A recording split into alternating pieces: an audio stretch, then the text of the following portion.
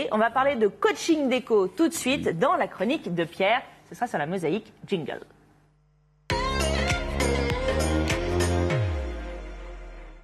Couleur et harmonie, donc, avec Pierre Wilhomme pour cette deuxième chronique, coaching en déco de l'année. Et alors, on a dit, on va parler de mosaïque, et on avait parlé de vos chaussettes, mais on n'avait pas remarqué que c'était des chaussettes. Vous étiez raccord dans la thématique jusqu'au bout des chaussettes, Pierre. Bien sûr. Mais qu'est-ce que vous allez nous faire la prochaine fois C'est une surprise. Mais en tout cas, bravo. Ça, je trouve que c'est d'une élégance bien poussée. Regardez les jolies chaussettes mosaïques de Pierre. Alors, au-delà des chaussettes, la mosaïque, c'est intéressant. Pourquoi est-ce que vous avez voulu nous en parler aujourd'hui ? Je vais vous en parler parce que, d'abord, ça existe depuis les Grecs, les Romains, et puis tout le bassin méditerranéen. Et puis ça arrive jusqu'à nous et ça continue. Parce qu'encore aujourd'hui, on continue à faire de la mosaïque. Donc depuis bien avant Jésus-Christ jusqu'à aujourd'hui, c'est une thématique qui reste dans la déco un incontournable. D'ailleurs, alors Domenico Ghirlandaio. Qui est donc ce Domenico ? Alors, c'était un peintre fresquiste italien. D'accord. Et il nous a dit, la véritable façon de peindre pour l'éternité, c'est la mosaïque. D'accord. Parce que dans la mosaïque, on va avoir une notion à la fois de couleur, mais aussi de durée. Ouais, parce que les tons ne bougent plus, ils sont figés. Et ils ne craignent pas l'eau, ils ne craignent pas le soleil, ne craignent pas la lune. Tout ce qui a été fait en mosaïque depuis bien longtemps est toujours là. Mais alors, comment ça se fait qu'on ne connaît pas, tiens Ghislain, je m'adresse à vous pour le coup, si la mosaïque c'est la façon de peindre pour l'éternité, du coup les œuvres restent encore plus longtemps et nous parviennent depuis encore plus longtemps, comment ça se fait qu'on n'a pas en tête un artiste de la mosaïque qui serait hyper fort, le Van Gogh de la mosaïque? Le Van Gogh. Parce que Jean-Michel Guénassi a parlé de Van Gogh dans son livre, c'est pour ça que ça me vient. Van Gogh est un peu mosaïste et touche. Impressionnistes reprendront cela. Après, quand de stars de la mosaïque. Alors, des stars contemporaines de la mosaïque, on n'en a pas vraiment. On a des artistes. Anciennes, puisqu'on en fait depuis l'Antiquité. Alors, on en fait depuis l'Antiquité. Et après, il y a des sites stars. Par exemple, Délos, qui est un site grec, n'est connu en fait que pour la mosaïque, parce qu'en fait, il ne reste plus que ça des maisons. C'est-à-dire qu'il ne reste plus que les sols. Tout s'est écroulé. Donc, en fait, il ne reste plus que les mosaïques. Tristement, Alep était très connu pour ses mosaïques. Je ne suis pas convaincu qu'avec les Russes, il en reste beaucoup. Ou alors, c'est de la micro-mosaïque, vraiment de toute petite dimension. Mais quand un peintre de la Renaissance dit c'est ce qui reste de l'éternité, c'est qu'il faut savoir qu'on ne connaissait la peinture de l'Antiquité que par rapport à la mosaïque, parce que c'était ce qui était resté. Effectivement. Alors, on n'avait pas encore découvert Pompéi, on n'avait pas encore découvert les fresques, donc on ne connaissait que les sols. Voilà. Je suis bien tombée avec Ghislain ce soir, parce que Alexis, vous en pensez quoi Alexis, la mosaïque. Non, mais je suis intéressé par le sujet. La croisade sur la mosaïque. Mais cela dit, vous en aviez fait un petit peu de mosaïque l'année dernière dans la récup. Parce que Alexis faisait une chronique récup l'année dernière. Pierre, je reviens à nos jours, on va dire. Comment elle est utilisée en décoration aujourd'hui, puisque c'est l'objet de notre chronique ce soir? En fait, on va pouvoir l'utiliser un peu partout parce que c'est coloré. Ça peut être contrasté, on peut avoir des noirs, des blancs, des rouges, des verts, des jaunes, des bleus.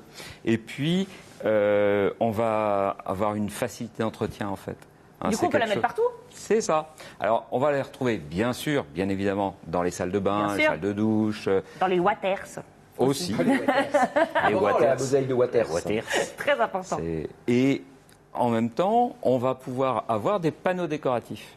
Et là, dans les panneaux décoratifs, alors on peut imaginer par exemple le numéro de sa maison, pourquoi pas, ou le nom de la maison, qui peut être fait en mosaïque. Et puis, on va pouvoir décorer le jardin. Alors, on parlait de Van Gogh, Van Gogh, ils disent là-bas.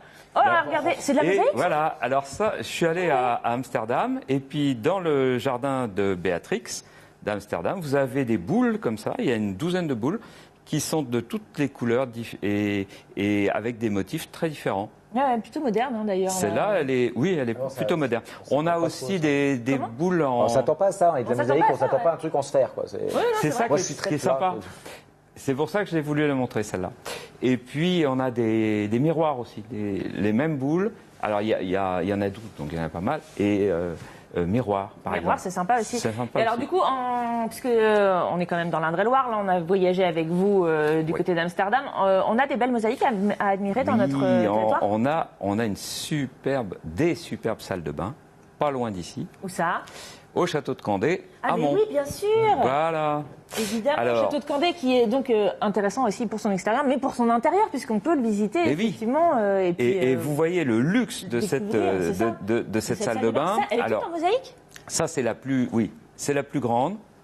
Vous en avez Avec les nuages, là, c'est magnifique. Voilà, il y en a plusieurs. Alors, elles ont été faites par un Italien qui s'appelle, je regarde le nom parce que c'est Novello. Novello, voilà. Et Novello était un maçon, et puis il faisait de la déco d'intérieur.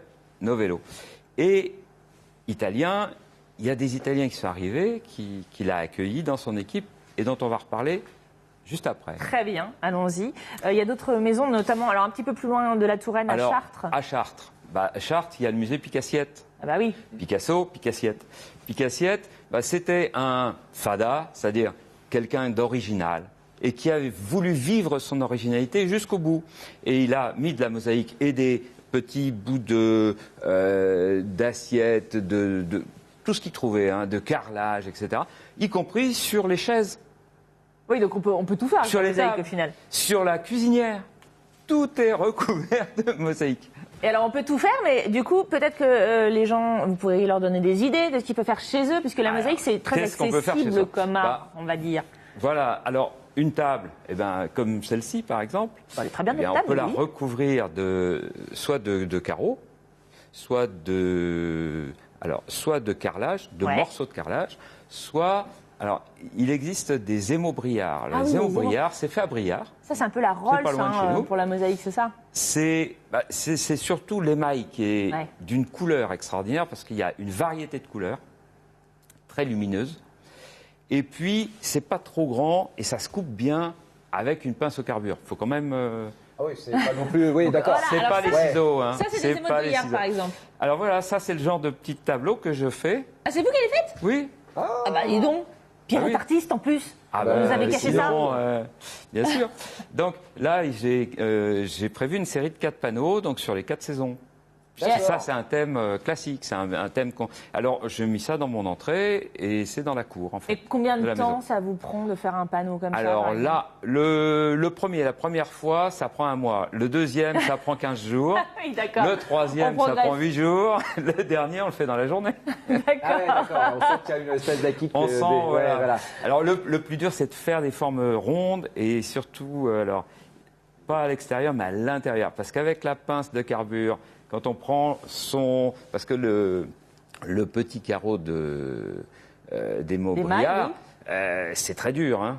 Et arriver à envoyer un espèce de mouvement circulaire pour arriver à faire une fleur, c'est pas évident. Faut un petit coup de main. C'est-à-dire que c'est 1 mois de musculation intense, donc on se retrouve comme Raphaël Nadal, on a un bras comme ça et l'autre atrophié. C'est la mosaïque, pour préparer la plage ou les sports d'hiver, c'est parfait. C'est ça, avec un mosaïque elbow, donc du coup. Oui, c'est ça. Et alors, vous avez parlé des Italiens, c'est ça? Alors, nos Italiens qui étaient venus à Tours, dommage, ils sont repartis, mais pas très loin, ils sont allés à Rennes. Ouais. Et à Rennes, ils se sont installés et ils s'appellent Odorico. Alors, Odorico, c'était dans les années 40, donc 30, 40, Art déco, et ils ont fait des immeubles. Alors là, c'est un immeuble qui est juste dans la rue face à la gare de Rennes, qu'on appelle Janvier, et vous avez cet immeuble-là. Et vous avez le même genre d'immeuble à Angers aussi. Hein. Donc dans toute la vallée de la Loire aussi. Alors Angers, Rennes, et puis France entière, mais c'est splendide. Et alors à Rennes, ils ont fait même un circuit. Si vous allez à Rennes un jour et que vous voulez visiter le circuit des mosaïques de Odorico, c'est possible. Ah génial. Voilà. Très bien. Et puis alors pour terminer, des grands artistes de la mosaïque que vous avez choisi de nous. Alors grand artiste. Le premier c'est Gaudi parce que qui n'est pas allé éventuellement à Barcelone et a été choqué d'admiration par les mosaïques de Gaudi. Et alors, Niki de Saint-Phal est allée voir les mosaïques de Gaudi et elle a réalisé cet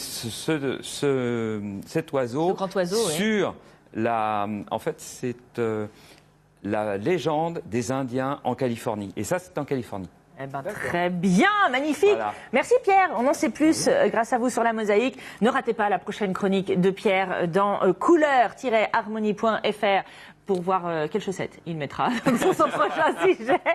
Merci à tous les trois d'avoir partagé cette troisième partie avec nous. C'est déjà l'heure de Tout sur un plateau. La fin. Mais non. Merci à vous pour votre fidélité, chers amis téléspectateurs. À demain pour un nouveau Tout sur un plateau à 18h en direct sur TV Tour Val de Loire. Bisous sur vous.